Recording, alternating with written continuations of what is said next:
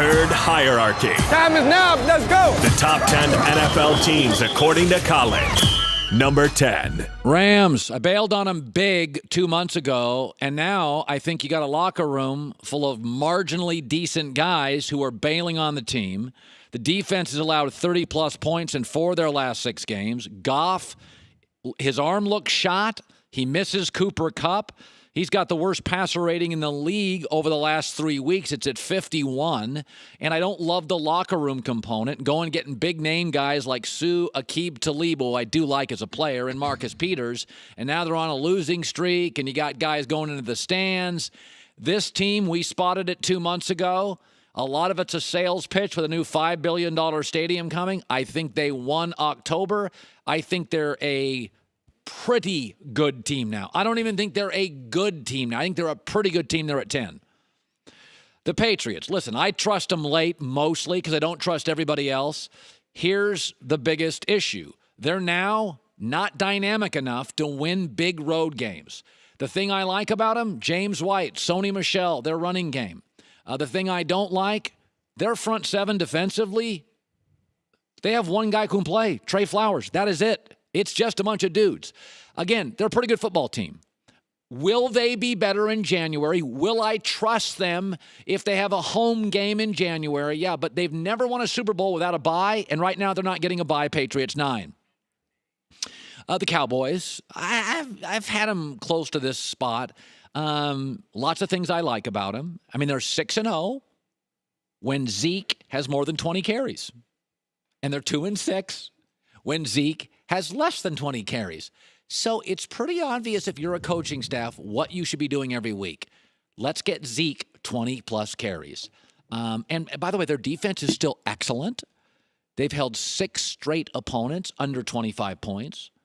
So, and that's really an impressive thing, especially when you have a limited offense that gives the ball back to the other team's offense. So Dallas is a very good team. I think they have a low ceiling. They're at 8.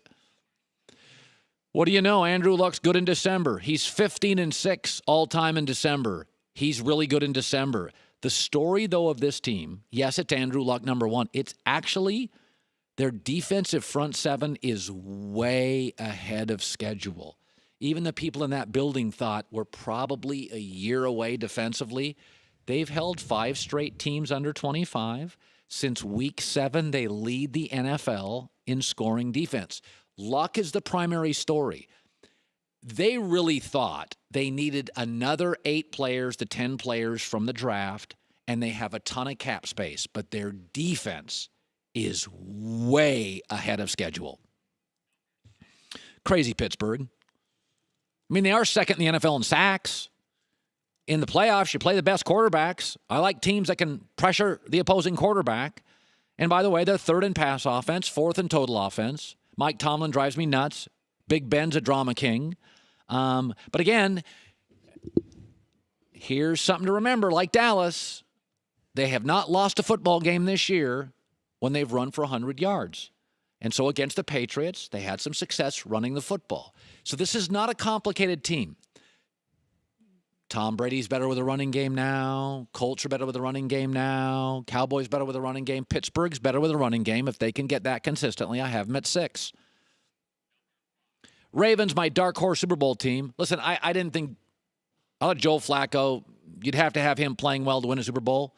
I don't think they're a Super Bowl winning team, but I will say this. You can't run on them, and they run on you. The NFL is not about doing a bunch of stuff. It's about having an identity and doing 2 or 3 things really well. They've held 4 of 5 teams under 260 yards. That is hard to do in 2018 in the NFL.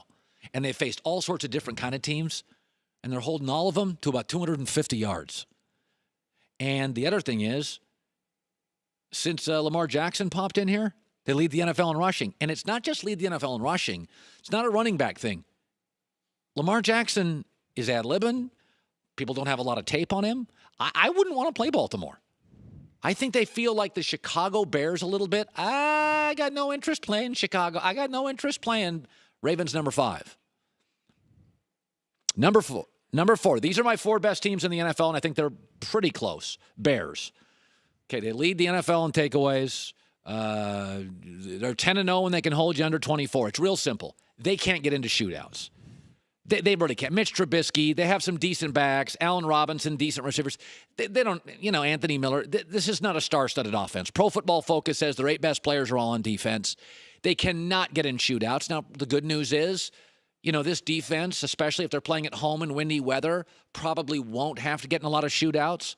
There's a certain way they have to play, but I have them at 4. The Saints at home. If you could guarantee home field advantage, they still have a tough schedule. They got to play Pittsburgh and Carolina again. I would put them at number 1 if I knew they were playing at home. I will say this. They're number 1 in point differential. That generally means you'll end up in the Super Bowl. But there is a real thing about the Saints that needs to be discussed. They can't throw the ball down the field. I mean, Ben Watson last night, the ageless tight end, felt like their number 1 deep threat. They do not throw the ball down the field. They have big plays because Alvin Kamara is amazing, but they got a little hole in their game. I'll put them at 3. I'll put Kansas City an inch ahead of them. Listen, Kansas City lost to the Chargers. Chargers are real good. I do think their defense will be a problem. I do think their defense is a liability. But I have these final 4 teams all bunched up. I had Bears 4, Saints 3, Chiefs 2, and number 1. I think it's the best roster in the NFL and a Hall of Fame quarterback playing the best he's ever played. They've scored 20-plus points in every game this year. They've won 10 of 11. They're healthy defensively.